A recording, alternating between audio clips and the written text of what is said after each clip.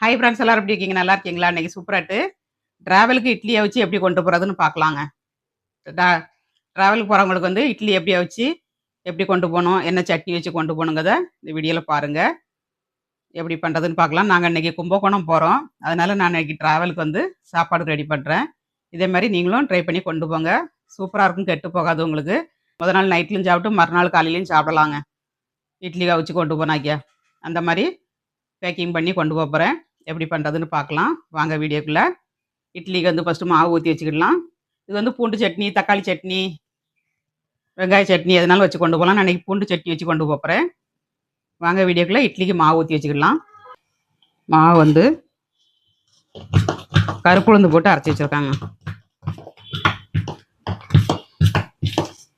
காலையில் வந்து இட்லியை வச்சுட்டேன்.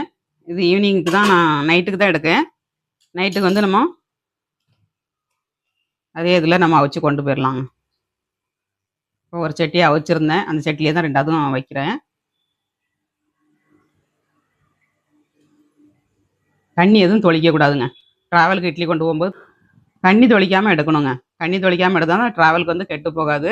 அப்புறமா அடியில் உள்ள ரொம்ப 2-3 நாளைக்கு வச்சுருக்கதா இருந்தக்கே அடியில் உள்ள தட்டில் வைக்கக்கூடாதுங்க. மேலே உள்ள தட்டில் மட்டும் வைக்கணும். ஏன்னா வேர்த்து வடிஞ்சு தண்ணி வடிஞ்சிரும். அந்த மாதிரி இல்லாமல் மேலோட தட்டில் மட்டும் வச்சுக்கோங்க. நான் ஒரு நாளைக்கு தான் வைக்க போகிறேன். அதனால் நான் அடியில் உள்ள தட்டிலையும் வைக்க போகிறேங்க. நைட்டுக்கு மட்டும்தான் எடுக்க போகிறேன். காலையிலேக்கு நாங்கள் ஹோட்டலில் எதுலேயும் சாப்பிட்டுக்கிடுவோம். இப்போ நைட்டுக்கு மட்டுக்கும் அவிக்கிறதுனால நான் அடித்தட்டிலே ஊற்றி வைக்கேன். நீங்கள் மறுநாள் நைட்டுக்கும் எடுக்கதா இருந்தால் அடித்தட்டில் வைக்காதீங்க, மேல் தட்டில் மட்டும் வச்சு நல்லா பேக் பண்ணி கொண்டு போங்க. கெட்டே போகாதுங்க உங்களுக்கு. நாங்கள் மும்பையிலேருந்து வரும்போதெல்லாம் அப்படி தான் பண்ணி கொண்டு வருவோம். தண்ணி தொளிக்காமல் எடுத்து தக்காளி சட்னி, பூண்டு சட்னி, வெங்காய சட்னி இந்த மாதிரி வச்சு கொண்டு வருவோம். சூப்பராக இருக்கும். 2-3 நாளை வரைக்கும் வச்சுருப்போங்க நாங்கள் ட்ரெயினில். கெட்டு போகாது. இப்போ குக்கரில் வச்சு நம்ம வேக வச்சு எடுத்துக்கலாம். தண்ணி வந்து ஹீட் ஆயிடுச்சு.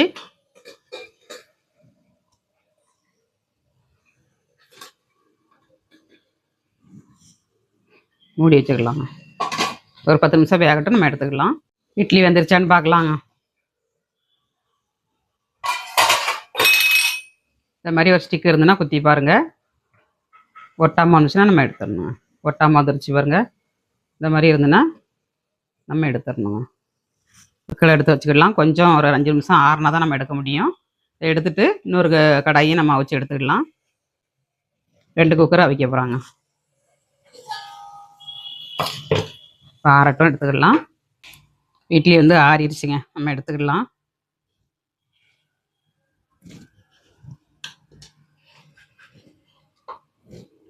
நல்ல பந்து மாதிரி வந்திருக்குங்க. கருப்பு உளுந்தில் இட்லிக்கு 6க்கு 1 போட்டு அரைச்சிருக்கேன். ஃபுல் வீடியோ வரும் பாருங்கள். சூப்பராட்டு பாட்டாக வருதுங்க. பஞ்சு போல் சாஃப்டான இட்லி. பூண்டு சட்னிங்க.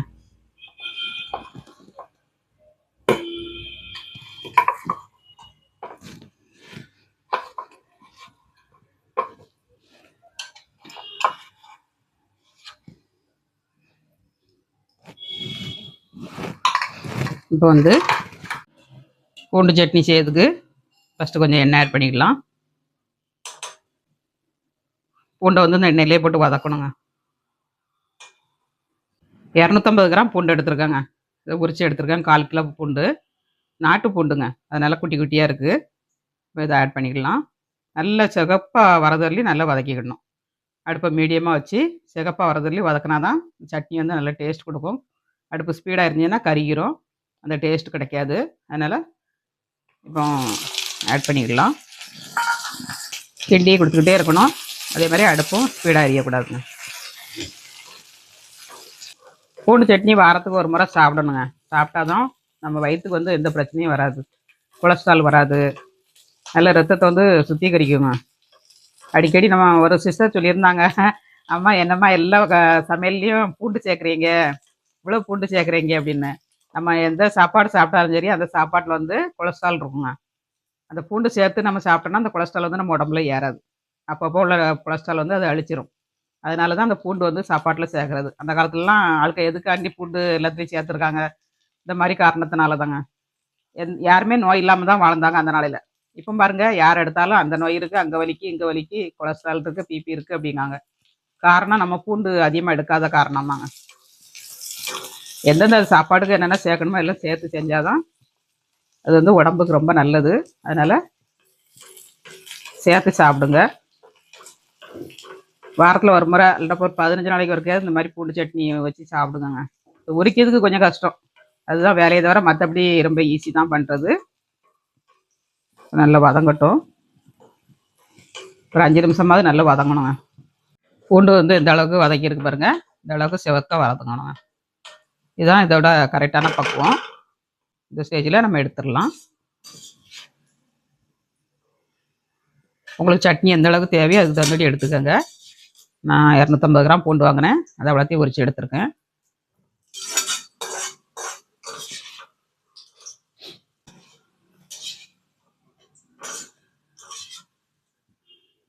நாட்டு பூண்டு தான் ரொம்ப நல்லதுங்க. காஞ்ச மிளகாய் நம்ம வறுத்து எடுத்துக்கலாம். காஞ்ச மிளகாய் வந்து ஒரு 4-5 மிளகாய் எடுத்துருக்கேன்.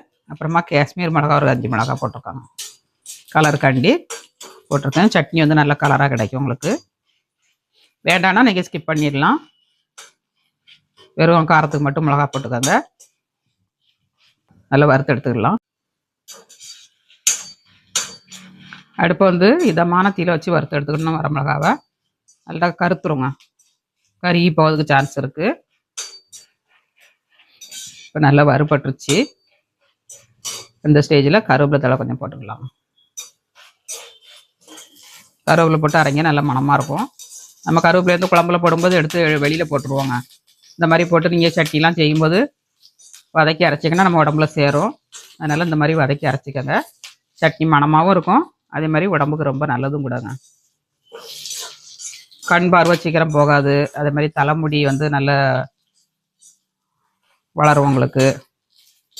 ரொம்ப நல்லது, கருப்பைக்குன்னு ரொம்ப நல்லதுங்க. கருவேப்பிலை வந்து கருப்பைக்கு வந்து ரொம்ப நல்லதுனால தான் இதுக்கு பேர் வந்து கருவேப்பிலைன்னு வச்சுருக்காங்க. ஏன்னா கருப்பையில் இருக்க குழந்தைகளெல்லாம் நம்மளுக்கு காப்பாற்றி கொடுக்குமாங்க இந்த கருவேப்பிலை வந்து. எப்படின்னா நம்ம அந்த நாளிலெல்லாம் நிறைய குழந்தைகள் ஊனமாக பிறக்கும் பாருங்க. இப்போ வந்து நமக்கு போலியோ ஊசி அது இதுன்னு போட்டுட்டோம், நமக்கு அவ்வளோ ஊனம் வராது. அந்த நாளில் வந்து ஊனம் மட்டும் பிறக்கும். ஒரு குழந்தைக்கு நம்ம வீட்டில் யாருக்காவது ஒரு குடும்பத்தில் ஏதாவது ஒரு குறைபாடு இருந்ததுன்னா அந்த குறைபாடு வந்து அந்த வயிற்றில் இருக்க குழந்தைகளுக்கும் வழி வம்சமாக வருங்க. அதனால இந்த மாதிரி கர்ப்பிணி பெண்கள்லாம் கருவேப்பிலை நிறைய எடுத்தீங்கன்னா உங்களுக்கு வந்து கருப்பையில் வந்து எந்த பிரச்சனையும் வராதுங்க. குடும்ப வாரிசுபடி ஏதாவது குறைகள் இருந்ததுன்னா அதெல்லாம் வராது. அதனால கருவேப்பிலை எடுத்துக்கங்க நிறைய, ரொம்ப நல்லது. கருவேப்பிலையில் இருக்க குழந்தைய காப்பாற்றி கொடுக்கறனால கருவேப்பிள்ளைன்னு வச்சுருக்காங்க. அதனால் கருவேப்பிலை வந்து நிறைய எடுங்க. சாப்பாட்டில் கிடந்தாலும் எடுத்து தூர போடாதீங்க. இப்போ வரமிளகா வறுத்து எடுத்தாச்சு. புளியும் லைட்டாக சூட்டில் வறுத்து எடுத்துக்கோங்க, போதும். இப்போ தேவையான பொருள் வறுத்தாச்சுங்க. இதை ஆற விட்டு நம்ம அரைச்சி எடுத்துக்கலாம். அம்மா பளபளன்னு பேசுகிறீங்க அப்படிங்காங்க. ஏதாவது ஒரு நமக்கு தெரிஞ்ச விஷயத்த 4 பேருக்கு சொன்னாதுன்னா அவங்களும் பயன்படுத்துவாங்க. அதனால தான் நான் ஏதாவது சொல்கிறது, தப்பாக எடுத்துக்கிடாதீங்க. நல்ல கருத்தாக இருந்தால் எடுத்துக்கோங்க, இல்லைன்னா யூஸ் பண்ணாதீங்க. எல்லா கருத்துக்களையும் கேட்கணும்னு இல்லை, உங்களுக்கு பிடித்த இருந்துன்னா நீங்கள் எடுத்துக்கோங்க. இப்போ ஆறட்டும், நம்ம அரைச்சி எடுத்துக்கலாம். இப்போ பூண்டு சட்னிக்கு வந்து பூண்டு ஆறிடுச்சுங்க, நம்ம அரைச்சி எடுத்துக்கலாம்.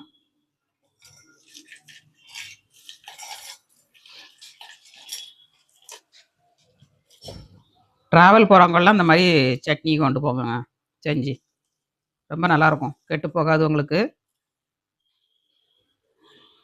நான் ட்ராவல் போகிறதுக்கு தான் வைக்கிறேன். கும்பகோணம் போகிறேங்க. கும்பகோணத்துக்கு வந்து கோயிலுக்கு போகிறேன். அதனால் ஈவினிங்கில் வந்து இட்லியை வச்சு இந்த சட்னியை வச்சுக்கலான்ட்டு ட்ரை பண்ணிகிட்ருக்கேன். உப்பு போட்டுக்கலாங்க. கும்பகோணத்தில் வந்து நிறைய கோயில் இருக்குங்க, சிவன் கோயில் எல்லாம் இருக்குது.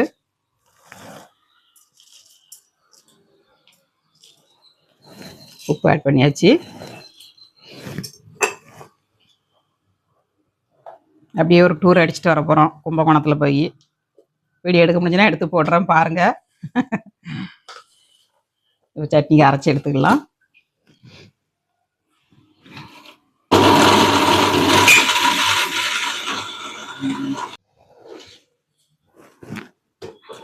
சட்னி வந்து அரைச்சி எடுத்தாச்சுங்க. ஒரு பவுலில் ஆட் பண்ணிடலாம்.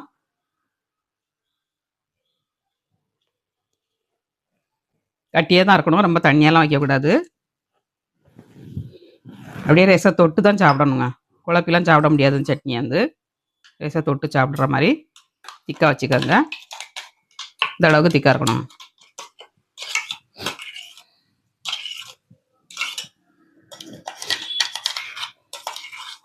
இதை இப்போ தாளசம் பண்ணிடலாம். ட்ராவல் போகிறவங்களாம் சட்னி செஞ்சு கொண்டு போங்க, சூப்பராக இருக்கும் டேஸ்ட்டு. அதே மாதிரி நம்மளுக்கு சிந்தாதுங்க. ஒரு ஓரத்தில் வச்சு நம்ம கொண்டு போனோம்னா நம்மளுக்கு சிந்தாது. அப்படியே தொட்டு சாப்பிட்டு துறை போட்டுடலாம். அப்படியே தொட்டு சாப்பிட்டுட்டு நம்ம பாத்திரத்தில் கொண்டு போனால் கழுவி கொண்டு வந்துடலாம். பேப்பரில் எதுவும் கொண்டு போனாக்கியா வாழை இலையில் எதுவும் மடக்கி கொண்டு போனீங்கன்னா அப்படியே துறை போட்டுடலாங்க. இப்போ கடாய் அடுப்பில் வச்சுருக்கேன். கொஞ்சமாக அதே கடாயில் எண்ணெய் ஆட் பண்ணிக்கலாம். கொஞ்சமாக கடலைப்பருப்பும் கடுகும் போட்டு தாளிக்கணும். ஒரு 1/2 ஸ்பூன் கடுகு போட்டுக்கோங்க. கடலைப்பருப்பு ஒரு 1/2 ஸ்பூன் போட்டுக்கோங்க.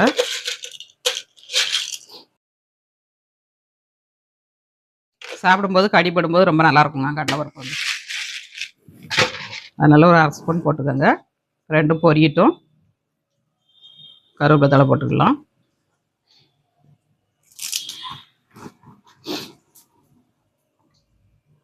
கும்பகோணத்தில் வந்து சிவன் கோயிலெலாம் நிறைய இருக்குங்க. அதனால் சாமி எல்லாத்த சாமியும் பார்த்து வரலான்ட்டு கிளம்பியாச்சு. 2-3 நாள் கழிச்சு தான் வருவோம். வீடியோ வரும் பாருங்கள். எடுக்க முடிஞ்சுன்னா வீடியோ எடுத்து போடுறேன் உங்களுக்கு. இப்போ கடுகும் உளுந்தம் பருப்பு நல்லா பொரிஞ்சிருச்சு. கருவேப்பிலை தழை போட்டுக்கலாம். நல்லா பொரிஞ்சிருச்சு பாருங்க. அடுப்பை ஆஃப் பண்ணிடலாம். அப்படியே சட்னியில் கொதி ஊற்றிடலாம். சூப்பராக இருக்கும் சாப்பிட்றதுக்கு.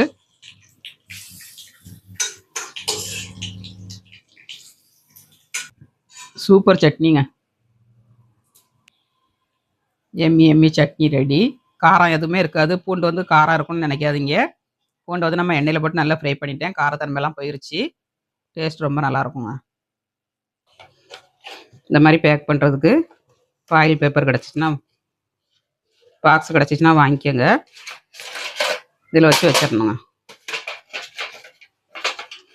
ஒரு ஆளுக்கு எத்தனை இட்லி தேவையோ அத்தனை இட்லி நம்ம வச்சுக்கிடலாம்.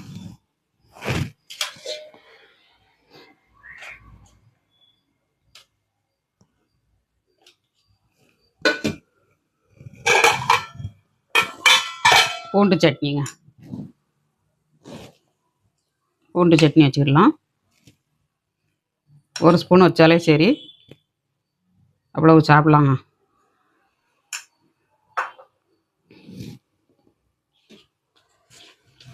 இந்த மாதிரி பேக் பண்ணிடணும்.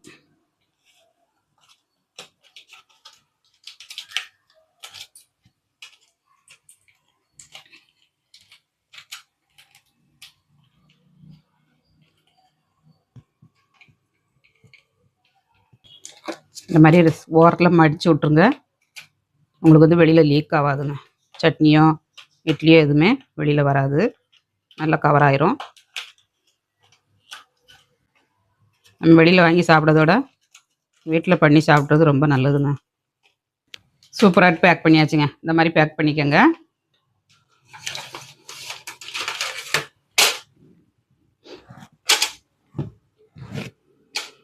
சட்னி அடியில் வச்சுக்கிடலாம்.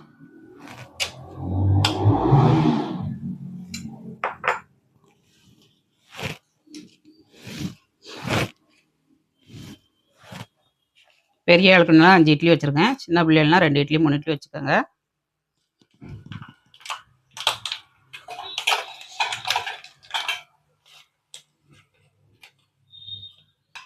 பேக் பண்ணியாச்சுங்க. இந்த மாதிரி எல்லாத்தையும் பேக் பண்ணிடலாம். எல்லாம் பேக் பண்ணியாச்சுங்க. பேக்குள்ளே வச்சு ட்ரெயினில் போய் சாப்பிட வேண்டியதாங்க. ட்ராவல் பண்ணால் இந்த மாதிரி பேக் பண்ணி கொண்டு போங்க. சூப்பராகிட்டு உங்களுக்கு காயும் ஜியாது இட்லி சூப்பராக இருக்கும். ட்ரை பண்ணி பாருங்கள். இந்த மாதிரி வீடியோ பிடிச்சிருந்தால் லைக் பண்ணுங்கள். ஹாப்பி ஜேர்னிங்க. எல்லாருக்கும் போயிட்டு வரேன் கோயிலுக்கு. பாய்.